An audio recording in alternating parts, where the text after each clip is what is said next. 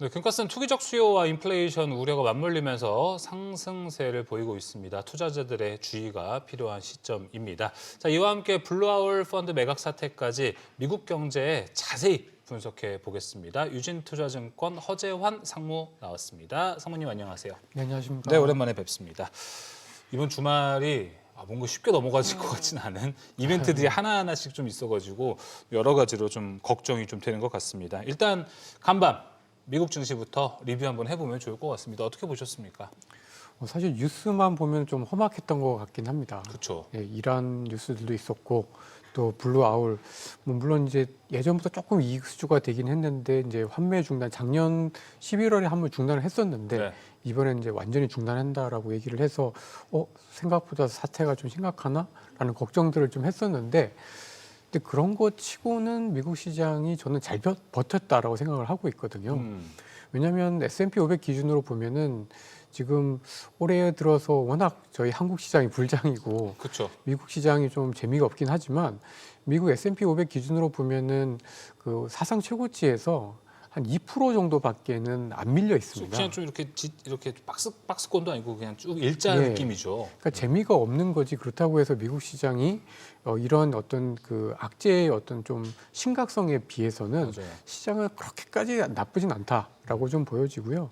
그리고 뭐 어저께도 보면은 오히려 뭐 미국의 빅테크 기업들 요즘 재미가 없는데 오히려 미국의 중소형 지수라고 볼 수 있는 러셀 2000 지수 같은 경우에도 올랐거든요. 네. 그런 걸 보면은 미국 시장이 별로 이렇게 전체적인 흐름에서는 뭐 별로 좀 지루한 그런 모습이긴 하지만 시장의 내부는 뭐 나름대로는 좀 견고하다. 저는 그렇게 좀 보고 있습니다. 블루아울 사태는 어느 정도인 걸까요? 사실 연구 중단, 환매 중단 뭐 이런 식으로 키워드가 나오니까 좀 되게 센 이슈인데? 라고 생각했었거든요. 예, 맞습니다. 사실 정상적인 사태는 아닌 거죠.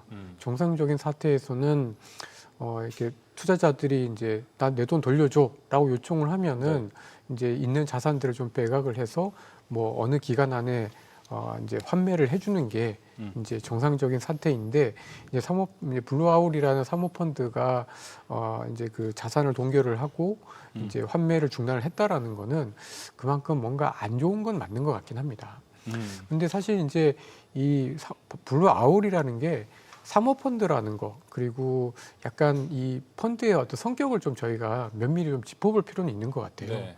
그러니까 이제 이 펀드가 이제 펀드라는 거는 투자자들 여러 자금을 모아서 대신 투자를 해주는 게 펀드잖아요. 근데 이 블루 아울이라는 펀드는 원래 원칙적으로 보면은 대체 투자입니다. 맞아요. 그러니까 이제 전통적인 주식이나 전통적인 채권이나 이런 것들을 투자를 하는 펀드들이 아니고 뭐 사모펀드니까 여러 가지 투자자들한테 아름아름 정말 뭐 1대1로 이렇게 계약을 해서 돈을 이제 받아서 그 돈을 뭐 부동산이라든지 아니면은 뭐 AI 투자라든지 이런 데 이렇게 투자를 하는 거기 때문에 기본적으로 이제 저희가 일반적으로 알고 있는 펀드보다는 쉽게 그러니까 매각을 하기가 쉽지는 않은 건 맞는 것 같습니다. 그래서 어떻게 보면 좀 상태는 좀 안 좋아진 건 맞지만 이 펀드 자체가 유동성이 좀 굉장히 좀 타이트한 그러니까 쉽게 사고 팔기가 쉽지 않은 펀드라는 거를 좀 저희가 좀 감안을 해야 될 것 같고요. 그리고 궁극적으로는 이게 이제 자꾸 AI 버블 엮이잖아요, 자꾸 이제 엮이는 게 이제 문제인데 이제 이번에 좀 문제가 되고 있는 세계 펀드들을 보면은 여러 산업들을 많이 투자를 했습니다. 네. 거의 30개가 넘는 산업에 투자를 했는데 제일 문제가 되고 있는 거는 사실 AI 자체보다는 요즘 AI 공포 때문에 흔들리고 있는 소프트웨어류의 산업들 그런 산업들인데 이게 이제 그 어떻게 보면 이 사모펀드라는 게 정말 은행에서 대출이 잘 되는 산업들한테 투자를 해주는 게 아니잖아요. 그러니까 그런 산업들이 은행에 대출이 잘 안 되니까 이런 쪽으로 이제 돈을 빌리는 건데 이제 그만큼 약간 비상장 회사들 그리고 약간 중소형 회사들 라는 좀 특수성이 있다라고 좀 보여지는데 제가 보기에는 약간은 좀 우려가 뭐 정상적이 아닌 상태인 건 맞습니다만은 걱정하는 거에 비해서는 조금 이 그러니까요. 우려가 좀 더 크지 않나 네. 싶습니다. 그러니까 저도 뭐 일단은 여러분 뭐 블루 아울 자주 들어보셨을 겁니다. 저희가 한 작년 연말쯤에 오라클 이야기할 때 오라클의 제일 큰 자금줄이죠. 블루 아울이다 해서 이런 AI 거품론이 이제 올라오기 시작하면서 여러 가지 뭐 문제가 좀 있었는데 그때부터 블루 아울이 있었습니다. 상무님 근데 계속 블루아울에서 어떤 이야기가 나오고 있잖아요. 이거는 지금 AI 거품론은 뭔가 시장에서 아니라고 자꾸 이제 말을 해주는 것 같거든요. 그냥 블루아울 같은 이 사모펀드 기업들의 문제로 볼 수 있지 않을까요? 맞습니다. 얘네만의 문제. 그러니까 이제 지금 문제가 되고 있는 게 이제 소프트웨어류의 산업들이에요. 근데 이제 소프트웨어류의 산업들 그리고 비상장 있는 소프트웨어류의 산업들이 사실은 그 전까지는 되게 성장성에 있어서도 그렇고 굉장히 좀 각광을 받았던 기업들이거든요. 그리고 이 소프트웨어류의 산업들이 갖고 있는 독특한 특성 중에 하나가 구독료를 받아서 네. 그걸로 이제 그 어떻게 보면은 부채를 갚거나 그렇죠. 이렇게 해서 수익을 만들어가는. 약간 그 현금 흐름이 나쁘진 않습니다. 근데 지금 최근 들어서 이제 걱정이 되고 있는 거는 요즘에 왜 그 엔트로픽의 엔트로픽, 예. 그 코워크 플랫폼이 네. 나오면서 이제 이 소프트웨어류의 산업들에 대해서 약간 생존이 좀 위협해지는 잠식되는 거 아니냐. 예, 고유의 업무 영역이 파기가 될 수 있는 그 영어로 하면은 이제 카니발라이제이션에 대한 걱정들이 커지다 보니까 작년 말부터 이제 그런 산업들에 좀 투자를 해놓은 이 블루아웃 펀드에 대한 투자자들이 먼저 이제 조금씩 환매 요청을 했던 거죠. 환매 요청을 했는데 이게 이제 뭐 공모펀드가 아니다 보니까 매각을 하는데 좀 어려움이 있고 그러다 보니까 다른 펀드랑 합쳐가지고 덩치를 키워서 팔려고 했는데 이게 잘 안 됐던 그렇죠, 것 같습니다. 그래서 좀 비슷한 측면들도 있고 여러 가지 걱정할 측면들도 있긴 합니다만은 어떻게 보면 이 블루아울이라는 사태가 저는 그렇다고 해서 예전에 뭐 베어스탠스 같은 그런 문제는 아니지 않을까라고 좀 보여집니다. 근데 우리가 과거의 사례가 좀 떠올라서 시장에서는 또 그걸 걱정하기도 하잖아요. 그쵸. 서브프라임 네, 사태 네. 전에 BNP 파리바가 또 이런 일들이 있었다 보니까 그래서 혹시 금융위기의 전조 아니냐라는 시각도 제기되고 있잖아요. 그 부분은 어떻게 보세요? 그러니까 좀 모양은 비슷합니다. 그러니까 이제 베어스턴스도 두 개의 펀드가 환매를 금지를 하면서 네. 못한다라고 하면서 이게 이제 나중에 문제가 됐었고 이번에도 이제 블루아울이 자기가 갖고 있는 펀드를 환매가 잘 안 되다 보니까 이제 문제가 생겼다라는 게 하나가 있는 것 같고 또 한 가지는 이제 이 블루아울이 어떻게 보면 그 프라이빗 그 크레딧 그러니까 민간 신용 대출 시장에 있어서 굉장히 강한 강자거든요. 근데 이제 베어스탠스 같은 경우에도 그때 당시에 이제 서프라임, 그러니까 모기지에 굉장히 좀 강자였었습니다. 그러다 보니까 이거 약간 비슷한 거 아니냐라는 걱정들을 하시는데 가장 큰 차이점은 레버리지와 은행입니다.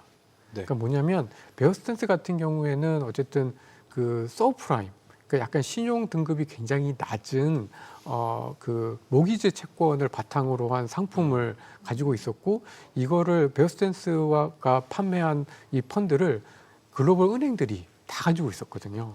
근데 블루아울은 사실 이제 투자자들이 상장을 해서 이제 거래가 되기도 하고 투자자들이 있긴 합니다만은 기본적으로 이 빚을 가지고 그 레버리지를 일으켜서 대출을 해준 게 아니라 네. 투자자들한테 받은 돈을 가지고 대출을 해준 거기 때문에 이게 신용에 대한 위험이 터질 수는 있어도 그게 일파만파로 이렇게 그 뭐 도미노처럼 이렇게 확산될 수 있는 리스크는 베어스탠스보다는 확실히 좀 적다. 맞아요. 그리고 이 블루아울이라는 게 지금 상장되어 있어서 거래가 되고 있긴 하지만 이거를 금융기관들이 가지고 있지는 않거든요. 맞아요. 그래서 좀 모양은 굉장히 좀 비슷하고 그리고 베어스탠스도 그렇고 블루아울도 그렇고 약간 그 프라이빗 크레딧 시장 네. 그다음에 파생 상품 모기지 시장을 대표하는 강자가 흔들리고 있다는 점에서는 되게 유사하다라고 볼 수는 있지만 이게 시스템 전체의 리스크로 퍼지느냐에 대한 문제에서는 상당히 좀 차이가 있다라고 저는 좀 보고 있습니다. 네, 알겠습니다. 지난 뭐 이제 베어스턴스 파산 사태와는 모양은 같습니다. 하지만 안에 갖고 있는 성질이나 성격은 좀 다르기 때문에 아직은 좀 지켜봐야 되고 오늘 미국장에서도 어떤 흐름을 좀 보고 있을지 해석이 어떻게 나올지 한번 보는 것도 중요할 것 같습니다. 이것도 중요하고요. 지금 뭐 앞서 저희 증시 인사이트에서도 뭐 이제 지정학적 리스크에 대한 이야기를 좀 나누긴 했습니다. 뭐 누군가는 이번 주말 트럼프가 결단을 또 내는 것 아니냐. 저번 작년 6월에 있었죠. 오퍼레이션 미드나잇 해머처럼 이런 작전을 또 펼치는 것 아니냐. 또 일각에서는 올림픽을 진행하고 있지 않습니까, 지금. 동계올림픽은 지나고 하지 않을까. 근데 계속해서 이란을 압박하고 있는 모습입니다. 상무님은 좀 어떻게 좀 보고 계세요? 사실 좀 그 파이낸셜 타임스 같은 언론에서는 21일이 디데이라고 얘기를 했었거든요. 21일 내일이요? 내일이. 예. 어. 그러니까 이제 지금 올림픽 기간이긴 합니다만은 네. 좀 먼저 공격을 할 수도 있다라는 얘기들이 이미 좀 있긴 했었습니다. 근데 오늘 아침에 나온 뭐 기사들 보면은 트럼프 대통령이 어쨌든 향후 15일 동안 어쨌든 대화를 하겠다라고 하면서 약간 압박을 할 뿐 실제로 이제 액션은 확실히 이제 베네수엘라 마두로 대통령을 칠 때랑은 좀 다른 모습인 것 같아서 약간은 좀 조금 더 협상에 대한 여지들이 그 베네수엘라 사태 때보다는 좀 더 크지 않나라고 좀 보여져서 당장 이번 주말에 뭔가 공습이 나타날 가능성은 상대적으로 좀 적지 않나라고 보고 거기다 있습니다. 한 번만 하면 지금 아라비아에 막 포진이 되어 있다면서요. 달려가고 그렇죠. 근데 무섭죠. 무서운데 저는 진짜 공격을 할 거면은 그렇게 대놓고는 안 할 것 같습니다. 이건 좀 뭔가 압박을 보여주기 거죠. 시기고 이렇게라도 압박을 하면은 원하는 쪽으로 합의를 도출해낼 수 있지 않을까 그런 트럼프의 셈법이라고 볼 수 있을까요? 네, 저는 그렇게 좀 보고 있는데요. 이란이 아시겠지만 핵이 있잖아요. 그러니까 함부로 건드릴 수 없는 상대입니다. 근데 벙커버스터로 그냥 쏘아버리던데요? 네, 그러니까 그런 걸 보면 되게 무섭긴 한데 어쨌든 이 이란 문제는 되게 좀 섬세하게 다뤄야 되는 문제인 것 껄끄럽긴 같아요. 합니다. 왜냐하면 이게 단순히 이제 미사일 뭐 해가지고 공격을 해서 뭐 체제를 무너뜨려서 해결될 수 있는 문제가 아니라 계속해서 두면은 이스라엘과의 어떤 관계들이 더 악화가 되고 이렇게 되면은 트럼프가 제일 하기 싫은 게 미국의 군인들이 중동에 가서 목숨을 잃는 거, 그렇죠. 돈 쓰는 걸 제일 싫어하잖아요. 근데 이거를 잘못 건드렸을 경우에는 더 파병을 해야 되고 더 무기를 많이 써야 되는 문제가 생길 수가 있기 때문에 아마도 이란 문제는 굉장히 좀 세밀하게 좀 조심스럽게 다룰 가능성이 저는 높다라고 보고 있습니다. 네. 근데 트럼프는 중간 선거도 지금 신경을 안 쓰는 건가요? 사실 지정 확정 리스크랑 연계돼서 유가도 오르고 있고 한데 여태까지 트럼프가 주장했던 것들과는 결이 달라지는 거잖아요. 그러니까 자기 말을 지키고 싶어서 그런 것 같습니다. 그러니까 결국은 유가가 오르긴 올랐지만 뭐 WTI 기준으로 보면은 이제 54불 5불에서 지금 이제 60불대 한 16% 정도 이렇게 올라서 아주 지금 그러니까 이게 실질적으로 미국의 물가에 영향을 주려면 조금 더 이게 장기화돼야 되거든요. 근데 이게 짧게 끝나면은 사실은 큰 문제는 없습니다. 그래서 좀 단기간에 좀 해결할 수 있겠다라는 생각에서 압박을 좀 하고 있는 건데 결국은 내 말대로 해서 중동에서의 리스크를 줄였다. 그리고 지금 이 트럼프 대통령이 주장하는 것 중에 제일 좀 특징적인 게 그 이란과의 미국의 어떤 오바마 대통령이 했었던 그 핵 협상을 엄청 비난하고 있는데 이거를 해결하지 못하고 그냥 놔뒀을 경우에는 또 자기가 어느 정도 이제 비난을 면치 못하기 때문에 이 부분에 있어서는 조금 결은 다르긴 하지만 좀 다르게 좀 접근하지 않나라고 좀 보여집니다. 네, 알겠습니다. 계속해서 이제 좀 금리 이야기도 좀 나눠보도록 하겠습니다. 오늘 지표 결정도 있고 FOMC 회의록 공개되고 이제 페드워치에서 금리 인상 확률이 또 더 늘어났습니다. 일단 시장에는 좋지 않게 반응을 할 것 같긴 한데 일단 오늘 밤에 나오는 지표가 그래서 또 중요해질 것 같습니다. 여기에 대한 뭐 포인트 한번 좀 이야기 나눠보면 좋을 것 같습니다. 그래도 다행히 지난 1월 미국의 소비자 물가 상승률이 그렇게 높진 않았습니다. 그러니까 그 연준에서 되게 중요하게 보는 거는 약간 추세거든요. 그러니까 이제 겉으로 드러나는 물가 목표치 또는 물가 상승률보다는 이제 네. 트렌드를 더 중요하게 보게 되는데 이 미국의 물가에서 이 추세를 결정하는 가장 중요한 게 임대료잖아요. 근데 임대료가 약간은 지금 떨어지고 있습니다. 그러니까 이제 지난 1월 달에 미국의 소비자 물가 지수를 이렇게 항목별로 쭉 쪼개 보면 생각보다 관세 때문에 물가가 올라간 부분들이 있긴 한데 오히려 서비스 물가, 임대료 물가는 약간씩 계속해서 떨어지고 있기 때문에 네.